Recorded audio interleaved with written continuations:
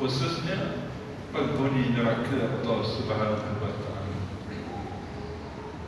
Lalu penghuni syurga tanya kepada penghuni neraka, ma salakakum fi saqar, apa sebab kamu ni ditempatkan oleh Allah Subhanahu wa Ta'ala di dalam neraka saqar?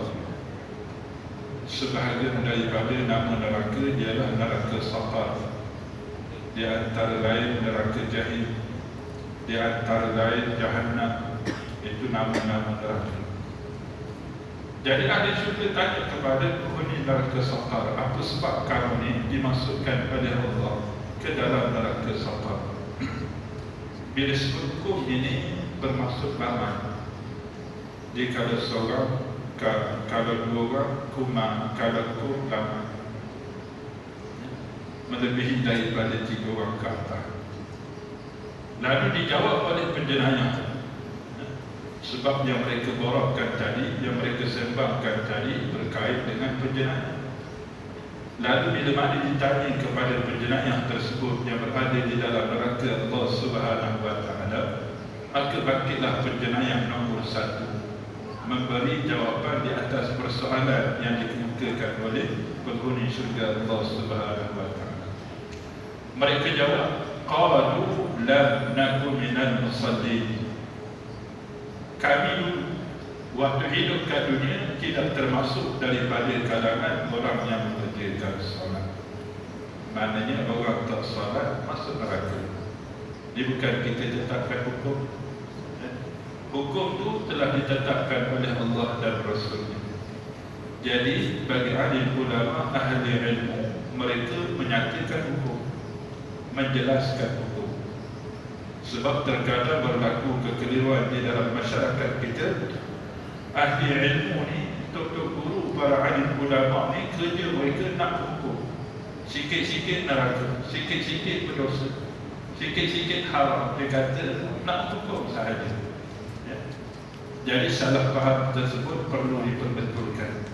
Kita tidak ada autoriti untuk hukum. Sebaliknya, apa yang kita sebutkan itu menyatakan hukum, menjelaskan hukum. Sama juga dalam hadis Allah Ta'ala sebut orang yang tak salat itu tempatnya adalah neraka Allah Subhanahu wa Ta'ala.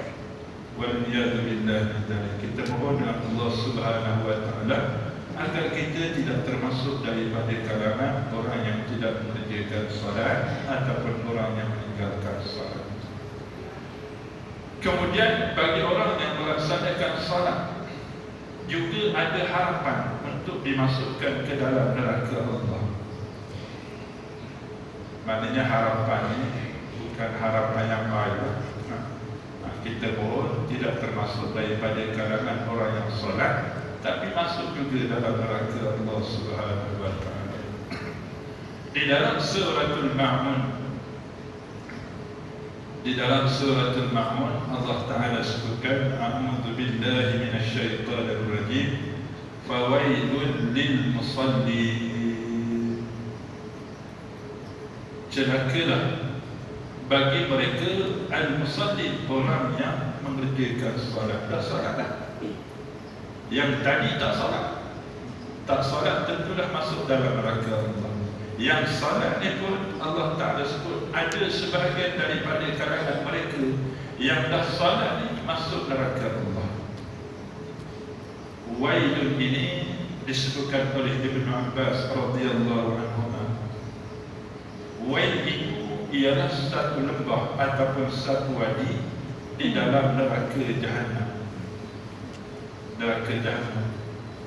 Dalam neraka Jahannam itu ada satu lembah, ada satu wadi yang mana dikhususkan tempat tersebut bagi orang yang solat, yang mana keadaan solatnya tidak diterima oleh Allah Subhanahu wa Ta'ala. Walaupun dah solat, cuma jangan berhenti kat situ ayat tu. Kalau berhenti kat situ maknanya solat masuk neraka, tak solat masuk neraka. Baik, tak payah solat Ustaz. Kalau berhenti ayat itu sampai situ, jadi jangan berhenti ayat itu sampai situ saja. Sebab tadi kita cerita dah, yang tak solat masuk neraka, yang ni solat pun masuk neraka Ustaz. Baik, tak payah solat. dia ada 3 sebab. Yang pertamanya alladzina hum an salatihim sahun. Itu sebab yang pertama. Sebab yang kedua alladzina hum yurahun. Itu sebab yang kedua. Yang ketiganya wa yamna'unal ma'un. Dalam surah yang sama Allah Ta'ala nyatakan orang yang bersolat pun ada harapan untuk mereka dimasukkan ke dalam neraka dengan salah satu daripada 3 sebab tadi. Jadi kita sentuh pada sebab yang pertama, mereka mengerjakan solat dalam keadaan lalai.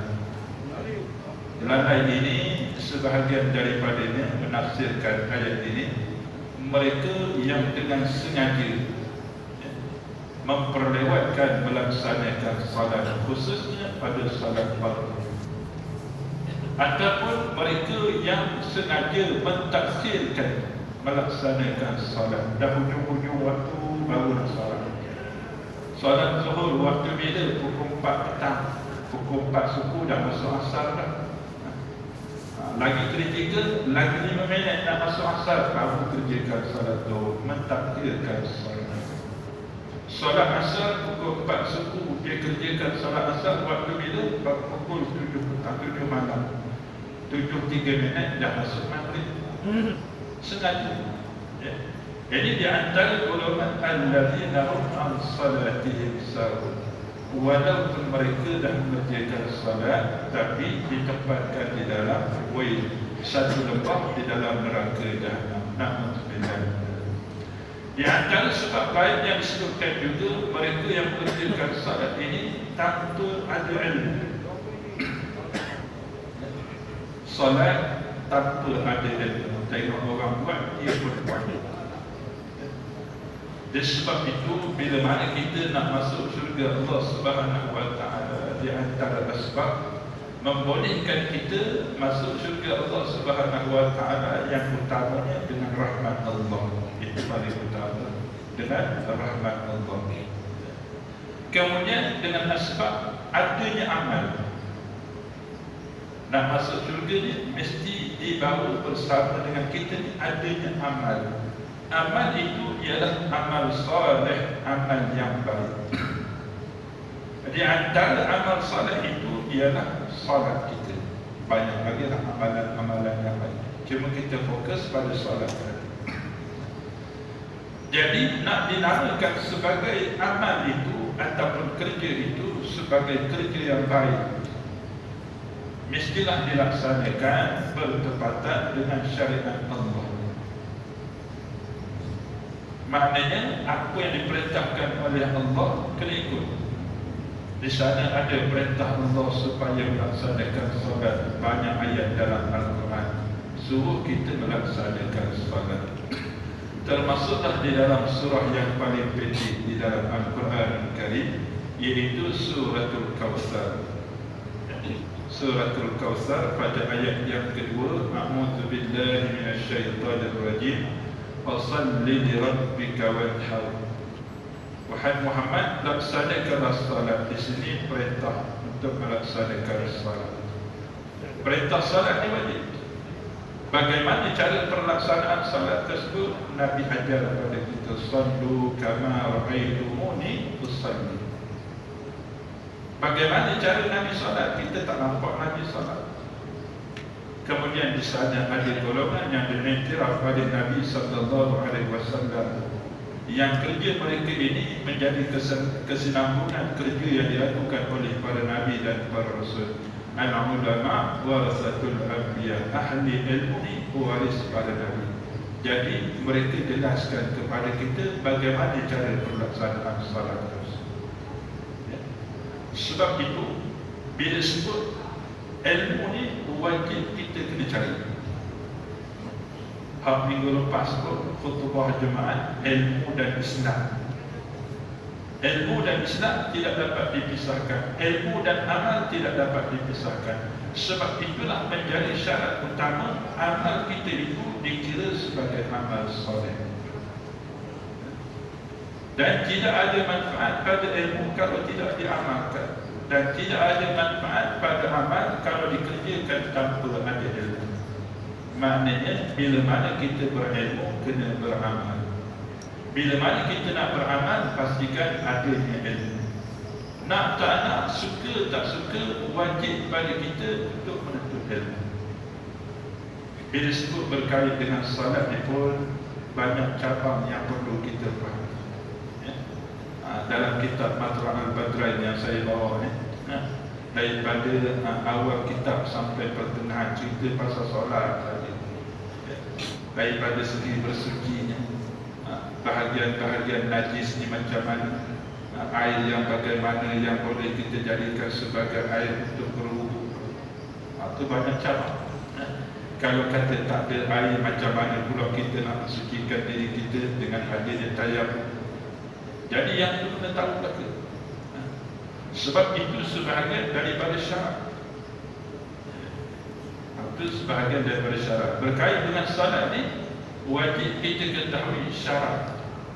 Yang keduanya, wajib diketahui berkait dengan rukun dalam salat. Yang mana rukun, yang mana bukan rukun. Kalau kata yang rukun dengan tidak rukun tu masih keliru, dikhawatiri apa yang kita buat tu tidak dikira oleh Allah sebagai amal salat, ataupun tidak dikira sebagai salat. Na'udzubillah. Yang ketiganya, wajib kita ketahui berkait dengan salat ini ialah sunat arba'ah. Yang keempatnya ialah sunat hai'ah. Sunat hai'ah. Yang sunat-sunat ni tak buat tak apalah, cuma saya dah sebut sebelum ni, itulah yang membedakan kualiti solat yang kita kerjakan. Kalau kita hanya sekadar melaksanakan yang rukun sahaja, 13 rukun tu sempurna kita buat, daripada takbiratul ihram dengan niat yang disertai semasa takbiratul ihram, bacaan suratul Fatihah sampai pada akhirnya memberi salam yang pertama, sempurna.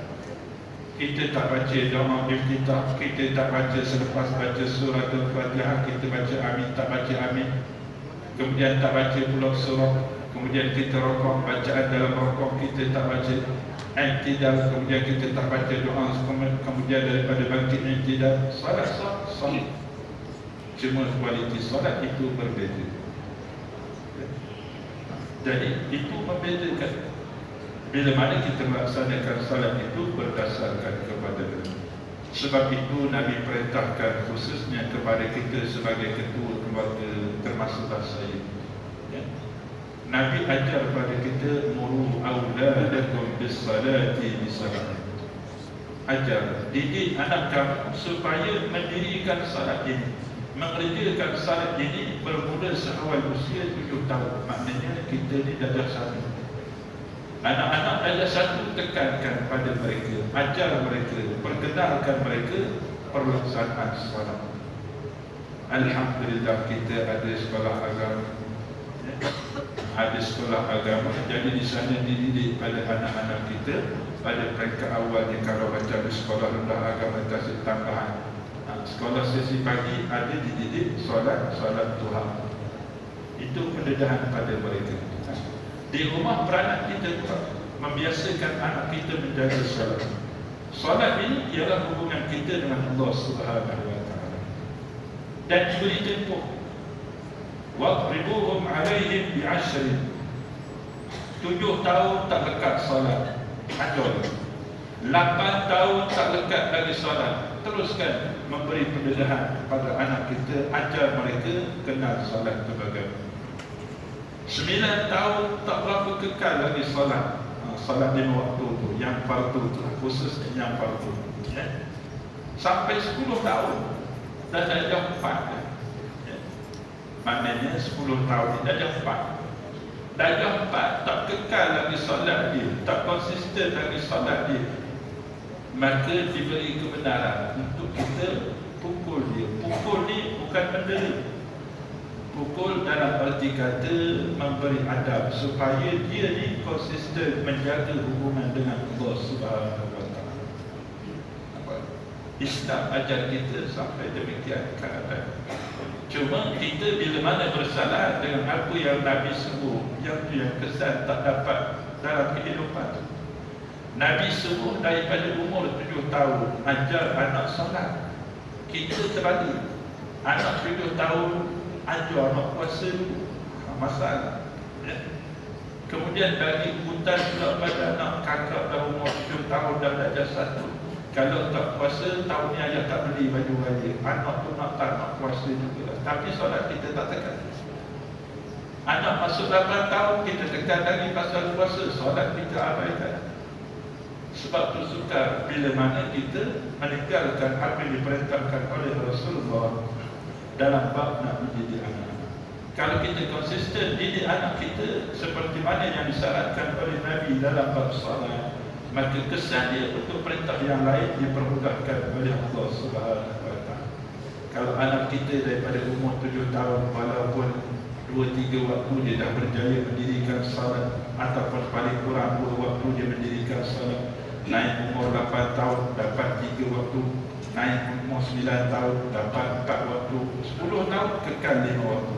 Bila mana datang perintah yang lain, kita suruh puasa, dia mudah untuk ikut perintah itu. Untuk taat pada mak ayah pun dipermudahkan oleh Allah Subhanahu wa taala. Sebab jaminan daripada Allah Subhanahu wa taala, inna salata tanha 'anil fahsya'i wal munkar.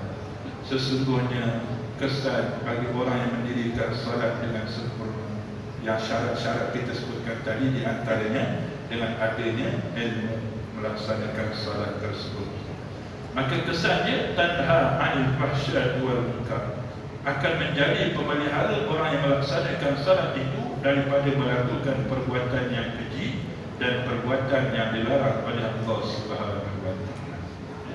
Itu sedikit peringatan kita bersama, termasuklah pada saya, dan insya-Allah sebahagian yang lain kita akan sambung di dalam khutbah sebentar lagi. Jadi sebelum akhirnya tazkirah pada hari ini ada 3 headline. Yang pertamanya, pada bulan lepas saya telah berbuatkan berkait dengan sumbangan untuk dana surau sekolah rendah agama tasik tambahan. Jadi surau tersebut dimanfaatkan sepenuhnya oleh anak-anak kita. Jadi khususnya dalam minggu ni, anak-anak kita yang ambil UPKK, ujian penilaian kelas kapal, manfaatkan sepenuhnya surau tersebut. Mereka duduk di situ, solat di situ, ya. Jadi dalam masa yang sama, pihak sekolah kita mengharapkan sumbangan dana untuk kita menyemarahkan lagi surau tersebut dengan kita nak tempah apa ni, macam banner, banting tu, ya. Mudah kalau kata daripada segi bacaan tu, nak tengok kertas ni, kadang tu bila bawa kertas sekali tak ada, kali kedua hilang, tak tahu pergi mana. Jadi kita buat banner ataupun banting, letak dalam surau tu, mudah untuk mereka hafal bacaan-bacaan dalam solat. Dalam masa yang sama ada juga kita cadangkan rancang untuk keceriaan yang lain. Jadi insya-Allah tabung itu kita akan letakkan di tengah negara, ya. Itu yang pertama. Yang keduanya, ada sekolah yang kedua berkait dengan khatam, ya. Jadi kepada ibu bapa ataupun atuk-atuk yang telah ambil barang khatam bersama dengan Masjid Al-Muhammadiyah, ya. Khatam ni kita akan buat pada 18 hari bulan 12. Jadi penyertaan dia terhad. Penyertaan dia terhad, hanya 30 orang yang terawal sahaja. Difahamkan, borang diedarkan dah banyak. Ramai yang dah ambil, atuk ada ambil, ayah ada ambil.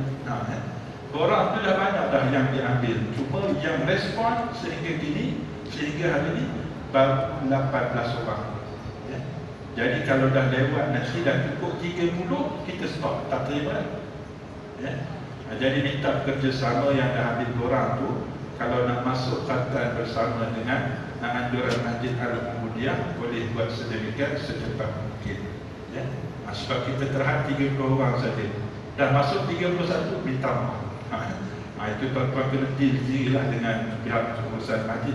Kalau dia kata boleh, boleh. Kalau kata tak boleh, nak buat macam mana? Disebabkan kecuaian kita ataupun kelalaian kita sendiri. Itu yang kedua, ya. Yang ketiganya, wakaf Al-Quran, sekolah kebangsaan Taman Tasik, ya. Sekolah anak-anak kita di sekolah kebangsaan Taman Tasik, mereka mengharapkan adanya sumbangan untuk wakaf Al-Quran, yang mana naskah Al-Quran tersebut akan diletakkan di sekolah. Kemudian untuk sumbangan melaksanakan wakaf tersebut sebanyak RM40 untuk satu nama. Jadi yang itu insyaAllah nanti kita akan war-warkan. Kemudian mungkin ada buka kaunter untuk wakaf Al-Quran yang akan diletakkan di sekolah kebangsaan Taman Tasik untuk anak-anak kita juga.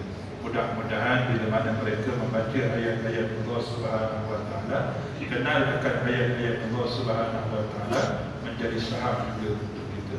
Itu sahaja sebagai mainan. Kita akhiri pertemuan kita dan baca tasbih kafarah. Subhanakallahumma wa bihamdika, asyhadu an la ilaha illa anta, astaghfiruka wa atubu ilaik. Assalamualaikum warahmatullahi wabarakatuh.